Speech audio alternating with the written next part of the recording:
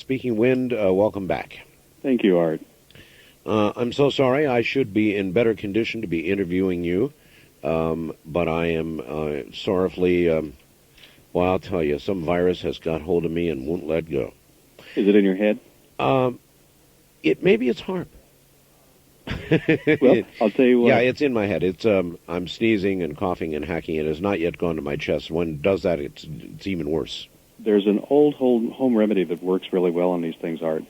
If you take salt water, iodine in it, salt water, yes, hot wash basin in the bathroom, get the water as hot as you can take it, and take a washcloth, stir up the salt in there, take about 1/4 of a cup of salt for your sink, and wash diligently behind the ears.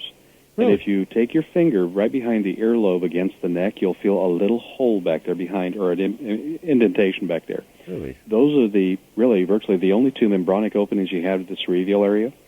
If you steam that, and then just take a little bit of menthol on the tip of your finger while it's hot, and put it back there, it's absorbed directly into the head, and chances are people won't really smell you with all of the mentholatum on you.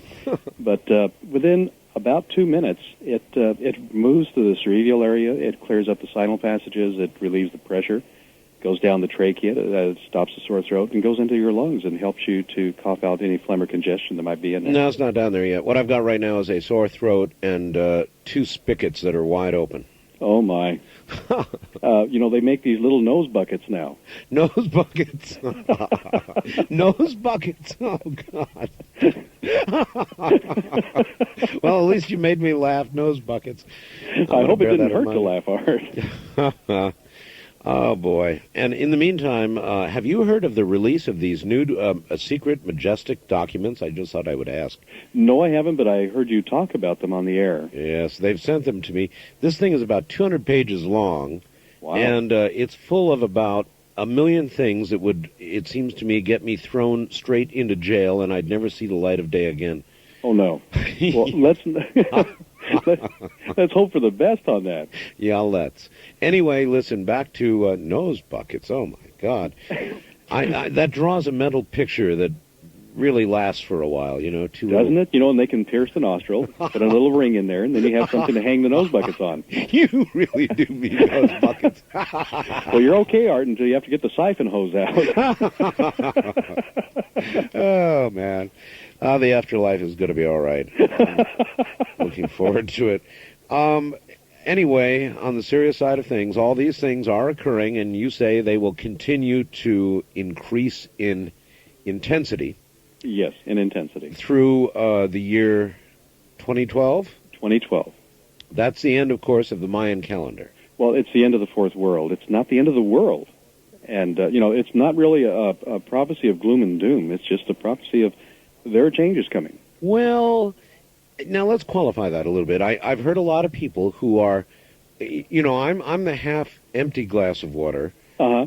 And a lot of people like you that are the half-full glass of water, and you say things like, well, it's not the end of the world, and it's not gloom and doom. But on the other hand, it could be. Let me ask you some direct questions. Sure. For example, what percentage of the Earth's population do you imagine surviving to the next world? About 1 in 1,000. About 1 in 1,000. Under normative So situations. you can say that's not doom and gloom, but I look at it from a pragmatic point of view, and 1 in 1,000 doesn't seem like great odds to me. Well, it depends on what your number is, Art. It's not like the draft system. It's primarily how we perceive ourselves in life. I mean, if you perceive this is all there is, then yes, it can become gloom and doom. If you perceive that there are better days ahead, let's get there. For 1 in 1,000. Yeah, of course. And probably people wearing earrings aren't going to make it through, and sure as hell people with nose buckets aren't going. Ah, boy.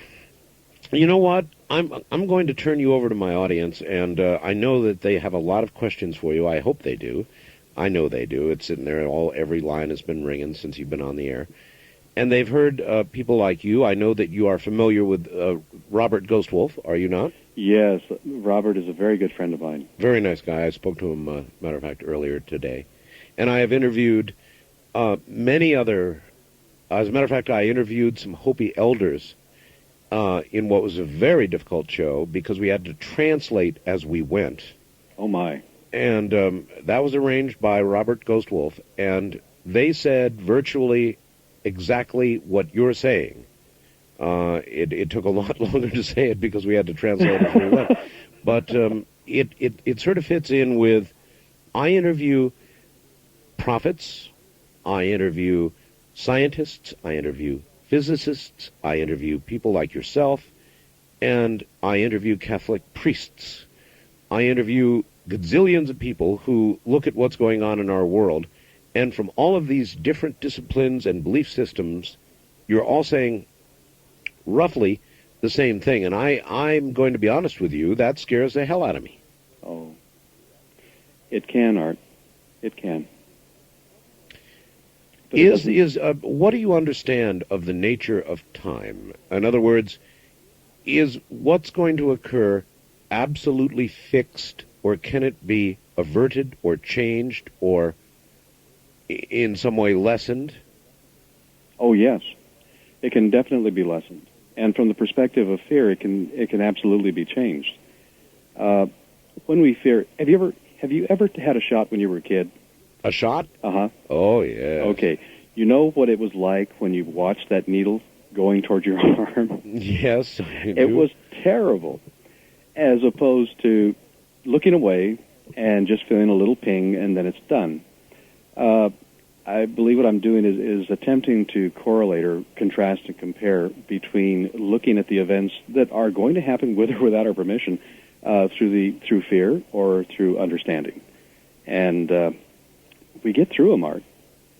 We definitely get through them. Okay, well, I believe what you're saying. In other words, I believe that if the world moves toward a more spiritual center and gets back in line with the Earth, that we will lessen what's going to occur. Absolutely. But the naysayers, the people who think that the kinds of things that you're saying and others are saying is a bunch of bunk, they say this is just a way to cover yourself. In other words, then when something doesn't happen, you have an opportunity then to come back and say, you see, it didn't happen because we got the message out and people became more spiritual, and so it's all a big hoax. Of course, of course. The events are going to happen, Art. The perception is what can be altered. The perception? Yes. For example, if you want to call it heaven or if you want to call it home, wherever we go after we leave this earth, it isn't a place as much as it is an understanding. Life here is more of an understanding in order to find that gentleness, that love, that peacefulness that we've always looked for in everybody else except ourselves.